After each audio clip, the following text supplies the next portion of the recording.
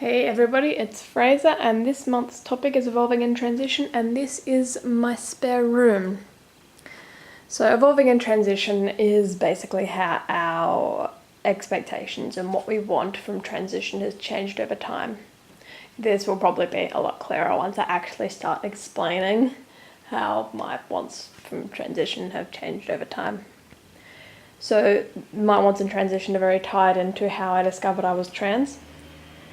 I had some little feelings like maybe I'm trans. So I was looking up information about transition, and I was on Hudson's FTM Guide, which is an amazing site. You should all look at it. I'll link it in the description box below. It's amazing. So basically I was looking through that, I was reading through all the effects of testosterone, reading through all the descriptions of surgery, and I was like, well, I want all of this. Every bit of this. Suddenly a light has been shone upon me. I can see exactly what I wanted and exactly what has been distressing me this whole time. And now there is a clear path for me to fix the distress I'm feeling. So of course, immediately my thoughts were, I want everything right now. I want it all. I'll do anything. However, it took about 3 days for me to then realise, this could have some very serious repercussions for my relationship with my friends and my family and everything. That this is A, very expensive undertaking, and B, something that could severely damage my social life, and as well at the time I was worried about my relationship with my girlfriend. Luckily, however, it turned out that my relationship with my girlfriend was not going to really be an issue, and once she'd had time to process it, she was quite on board with the whole trans thing.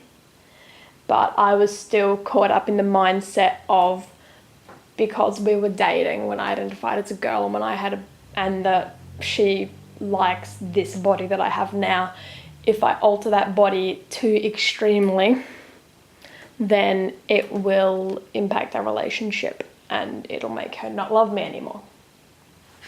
Luckily that turned out to not be the case, but still it was a thought pattern I was stuck in for a long time. As well as this, I was worried about what my parents would say. They're not particularly progressive, they're baby boomers, they're, come from rural kind of centres. My dad grew up on a farm, mum grew up in far north Queensland, I was also concerned about how it would impact my friends, and I hate telling people.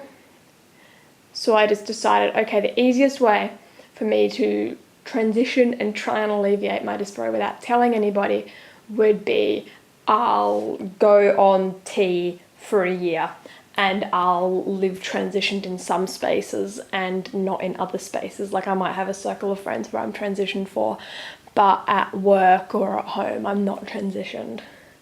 Of course, this was, ridiculous and not at all likely to actually have a huge improvement on my quality of life, because currently at least I really do need surgeries for me to live my life properly.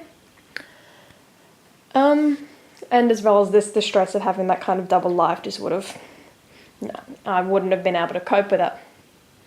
But still, I was carrying on this mindset, basically putting the needs of everybody else, and like my transition would ruin everybody else's life if I went too far through with it. But then eventually I got really sick. My kidneys did something really weird. No one was quite sure what was going on, they couldn't fix it. Then my lungs did something weird, got filled up with scar tissue. I was huffing on a steroid inhaler for months. And through the course of this, I suddenly realised, if I die right now, my big regret would be not transitioning and not transitioning fully. And so I basically realised I don't want to get to the end of my life and be like, wow, I would have had a lot more of a pleasant and productive life if I had just let myself transition. So at that point I decided I want to go on T, I want a histo, and I want top surgery. But I was still not sold on bottom surgery. By not sold, I mean when I was first researching things, I looked at bottom surgery and I was like, that is the 100 number one thing I want. But then I was like, no, incredibly expensive. And also I kind of listened to the whole rhetoric of it's disgusting and no one will find that attractive. So I kind of felt like any great alteration to that would once again impede my relationship, as well as putting a financial strain on my life.